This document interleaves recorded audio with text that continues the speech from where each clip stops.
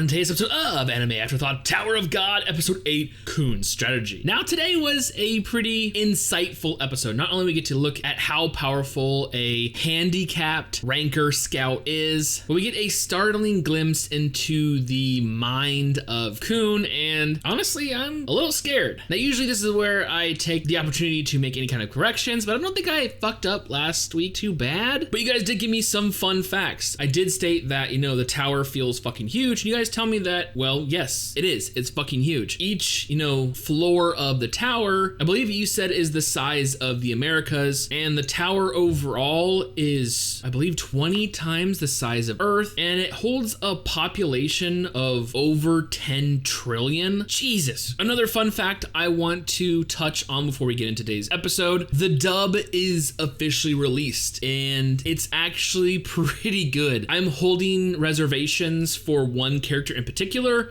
That is Rak. Now, Rak in the Japanese dub has a very low, growly, yet exuberant voice. Like, when he wants to do the comedic things or yell, like, you can feel it. It comes out. They chose a very subtle male voice, and in episode 1, we don't even get, any comedic moments from Rak, so he's my only, outlier right now. Everyone else sounded great. I mean, we saw Bomb. Yes, they pronounce it Bomb. I'll be going forward as saying Team Bomb. Bomb sounds good. It is Johnny Young Bosch. If you guys don't know who he is, the main voice actor from not only, Vasha Stampede from Trigun, but he's also Ichigo Kurosaki from Bleach, as well as a slew of other voices. And he was also a fucking Power Ranger. So yeah, the dude's pretty fucking legit. So if you guys do like the English dub, I believe episode 1 is out. They are quite a ways back, so it'll take some time to binge watch this in English. But for now, I really am enjoying the Japanese dub. Now, last we left off, the game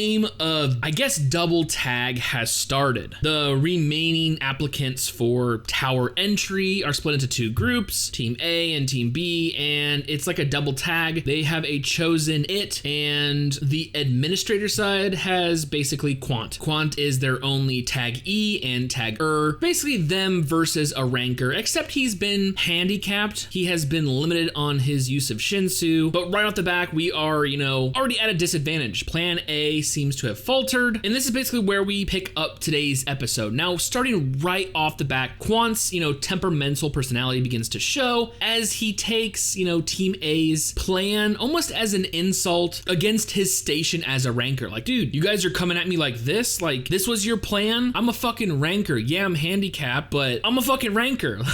But the ever so generous Professor Quant, as we'll soon learn, decides to bestow a little head start on the already, scattering team, but we'll soon find out that this is merely an act of futility, that there is no advantage Quant is giving them. Now, meanwhile, Team B is the ever onlookers. They're watching what's going down, they should take this opportunity to actually watch, the pitfalls and the struggles, and they should need to come up with a fucking plan, yet they're watching it like they're watching a fucking boxing match. Oh god, and this interaction, don't even get me started on this little kiss ass that is already bad-mouthing his teammates and sucking up to Androsi. And I'm so glad, what she does to him at the end of today's episode.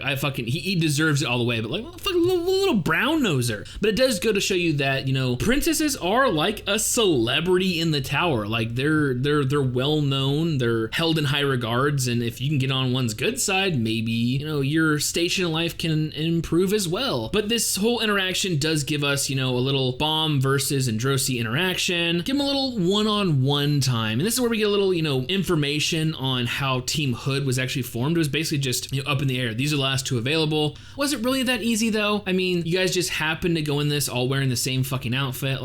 Seems a little bit too coincidental for me, but you know what? I'll let that slide for now, because I'm more focused on the somewhat jealous-looking reaction that Androsi has, against Bomb, who's, somewhat completely preoccupied with the whereabouts of queen, Michelle, at this point, who just decides to fucking ditch. She's out playing hooky, you know, when she should be memorizing and coming up with a fucking plan and shit, but whatever. Now, the next scene is amazing. This basically shows the overall prowess of Quant and his ability as a scout. Like, their primary focus is the gathering, the garnering of information. That usually puts him on the front lines into enemy territory. So it reckons that being outnumbered becomes, you know, a common occurrence, a common occasion. And let's just say this dude knows how to handle his shit, as he easily is able to incapacitate everyone he meets, you know, along his path to the top. Of course, while dishing out some tower lessons along the way. Now at this point, Lororo seems completely uncertain about Khun's strategy, but Han Sang-yu and Rak acknowledge that there's definitely more than meets the eye.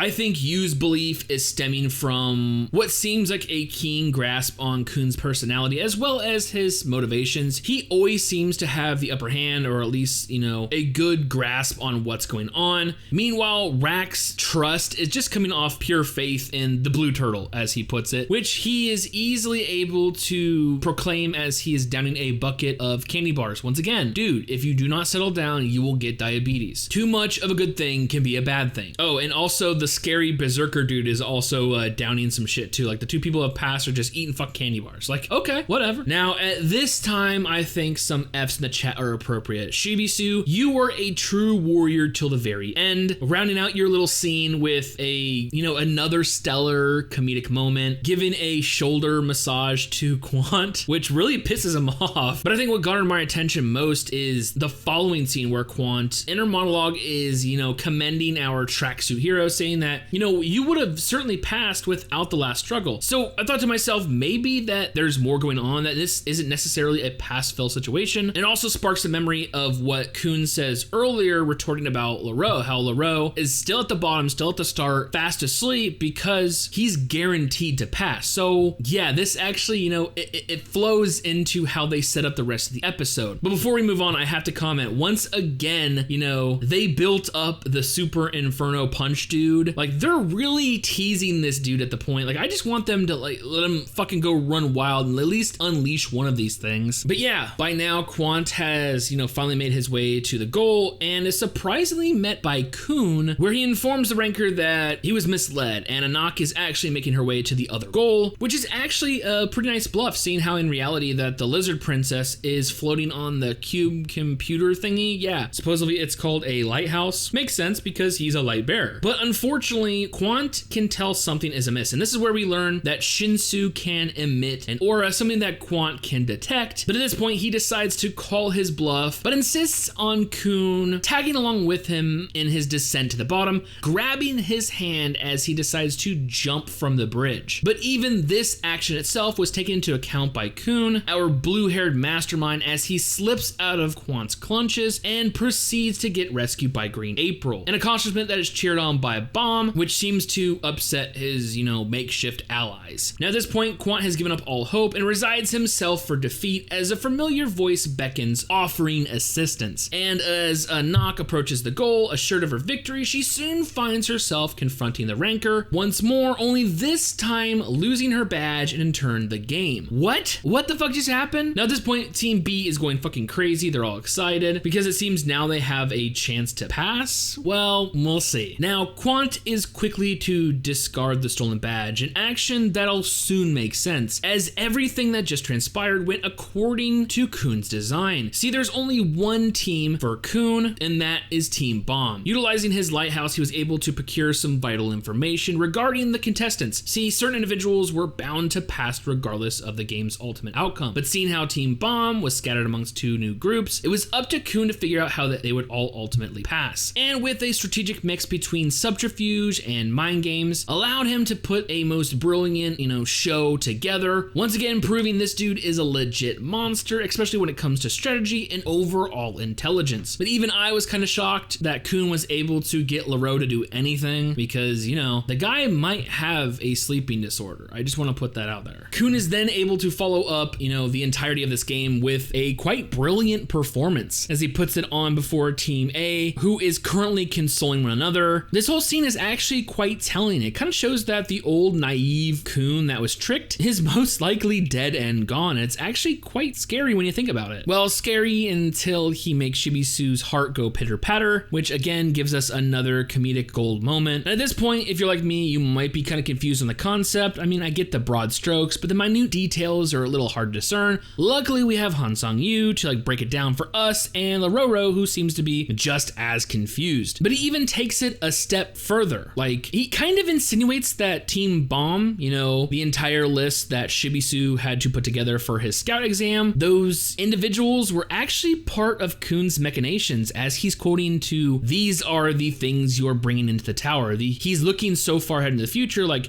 hey, I need these individuals for some reason. Is that what I'm getting from this situation? Because the quote kind of makes it seem like that. But this does lead us to a little interesting scene where they're relaying, you know, what just transpired, and we see a glimpse into Khun saying something to Quant as they're still at the bottom of this tower, this area, and it actually shocks him. So was it Khun relaying his plans? Was it something else? I don't know, but it shocked Quant and off he went. So I guess we'll have to wait and see. But either way, it seems, you know, Team B is up. This motley crew of arguing fools, of course, with, you know, a few exceptions. And it's not too long before, you know, everyone is arguing over the leadership position, even getting into a tussle when Androsi steps up and declaims, you know, I'm gonna take charge. Y'all okay with that? Yeah, you're okay with it. And before we end out today's episode with, you know, that little kiss ass getting his ass kicked, we see, you know, Serena and Ho are having this conversation, and we get a startling look into Serena's cat burglar past, including a deadly interaction with a rancor that basically led her to plead for her life, and as if by answering some sort of prayer, head-on appears before her, and that's how she makes her way into the tower. And she's kind of confessing to Ho, like, hey, I've, you know, become friends with these individuals, so going forward, I don't know if I could kill them. I don't know if I could turn on them.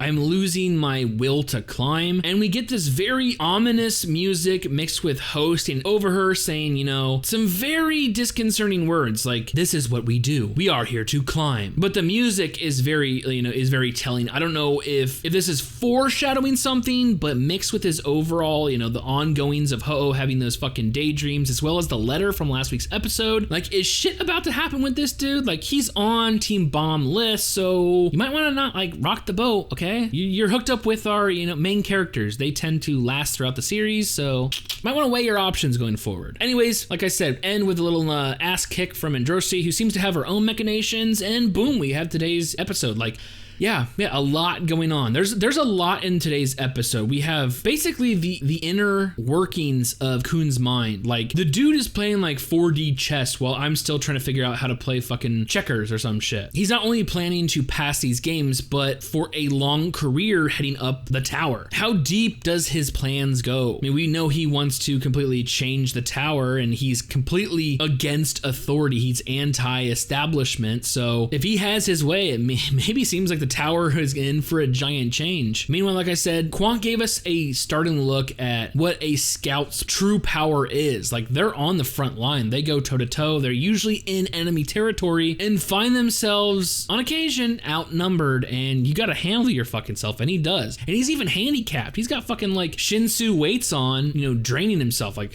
where do we go from here? Well, you know, it's Team B, and we have to make sure, you know, Team B passes. Khun put in his work, and it's up to Bomb to see if he can do his. And that's got me excited. It's got me excited that, you know, we get to see another little jaunt in the double tag game with Quant, and I have a sneaking suspicion that we're gonna see something pretty badass. Are we gonna see something on the scale of the Crown game where Bomb goes crazy? Maybe not, but a guy can wish. So with all that being said, another Tower of God episode right around the corner. I cannot wait for future episodes.